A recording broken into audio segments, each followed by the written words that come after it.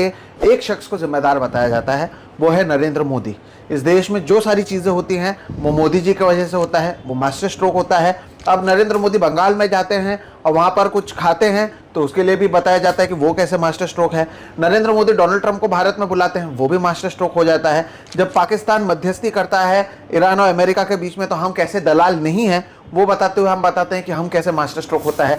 ऐसे में जब हर एक चीज़ नरेंद्र मोदी ही हैं, तो मुझे लगा कि इसके ऊपर बातचीत करनी चाहिए कि Narendra Modi as a persona किस चीज़ को रिप्रेजेंट करते हैं। कभी हम यूएस के बेस्ट फ्रेंड हो जाते हैं, कभी डोनाल्ड ट्रंप हमें हेल होल कहते हैं और हमारे देश के प्रधानमंत्री सहित सब कुछ चुप बैठते हैं। कभी हम डोनाल्ड ट्रंप को अहमदाबाद में बुलाकर माय फ्रेंड डोनाल्ड ट्रंप कहते हैं।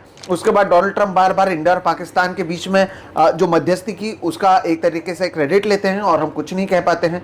तो कभी हम बताते हैं कि हम कैसे दुनिया के सुपर पावर हैं, तो कभी जब देश दुनिया भर में कई सारी बातें हो रही रहती हैं इजराइल के खिलाफ, तो हम चुप बैठ जाते हैं। एक बार कभी 56 इंच की छाती की बात होती है तो कभी हम विश्व गुरु बन जाते हैं, तो कभी यह बताया जाता है कि दुनिया भर में कैसे हमारा डंका बज रहा है। तो देखिए, नरेंद्र मोदी नाम की व्यक्ति को हम थोड़ी देर के लिए बाजू रखते हैं। आपने मीट जॉम डो नाम की फिल्म देखी होगी या नहीं देखी होगी, मुझे पता नहीं, इंग्लिश फिल्म है। वो नहीं देखी होगी तभी अपने अमिताभ बच्चन की एक नहीं चली थी फिल्म मैं आज़ाद हूँ, उसमें से अमिताभ बच्चन का किरदार आज़ाद का था, वो आज़ाद को बनाया जाता है, वो देखी थी। तो मोदी राजीव शुक्ला की कार्यक्रम में शायद बोल चुके हैं और वही सही है। वैसे वो कन्नड़ पत्रिका में खुद इंजीनियर है ऐसा दावा कर चुके हैं, लेकिन राजीव शुक्ला की एक इनफॉर्मल कार्यक्रम में वो बोले हैं कि मैं कुछ ज़्यादा पढ़ा लिखा नहीं हूँ, और ये भाषण में भी उन्होंने कई बार वो किया, और यही सच है एज अ पर्सन। और कोई पढ़ा लिखा नहीं होना कोई गुनाह नहीं है, और वो कोई प्रधानमंत्री बनने या ना बनने की काबिलियत या नाकाबिलियत भी नहीं मानता मैं। मोदी एक प्यादे हैं जो बहुत आसान है कई चीज़ों के लिए, कई लोगों के लिए, कई संस्थाओं के लिए, जिसकी वजह से भारत में जो दखल अंदाजी कई दशकों तक कई शक्तियां नहीं कर सकती थी वो कर सकती।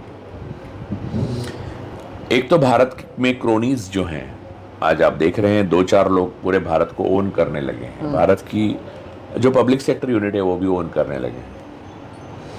फिर इजराइल जैसा एक देश, जो प्रधानमंत्री नेहरू थे उनके प्लेन को भी उन्होंने गिराने की कोशिश की थी।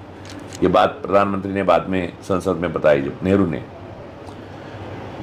इजराइल एज अ कंट्री हमारा बाद में ठीक रिश्ता रहा है, लेकिन ज़ायोनिज्म से हमारा विरोध कायम रहा भारत का, और फिलिस्तीन हमारा भाई रहा।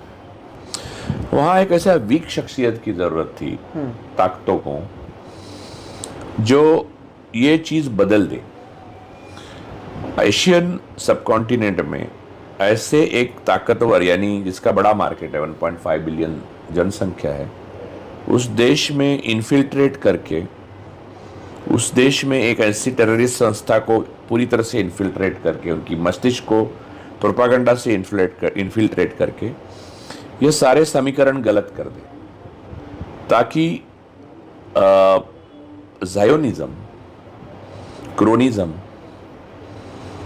और मोसाद, CIA, डीप स्टेट, इनकी ताकत जो भारत में हस्तक्षेप नहीं कर पा रही थी वो कर पाए।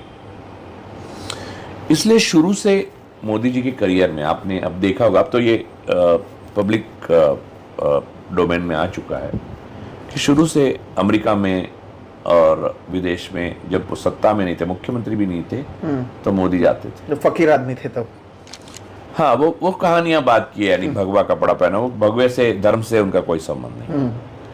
He is just Azad of Mossad, he is Azad of CIA, he is Azad of all foreign hand, those who want to interfere in Indian politics, Indian economy and Indian social structure.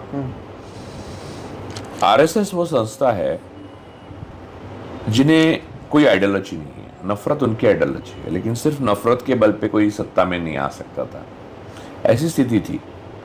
तो उन्हें ये ताकतें जो हैं 60s के, धीरज झा ने उसके ऊपर बहुत अच्छा इनका इंटरव्यू है, आप देख सकते हैं।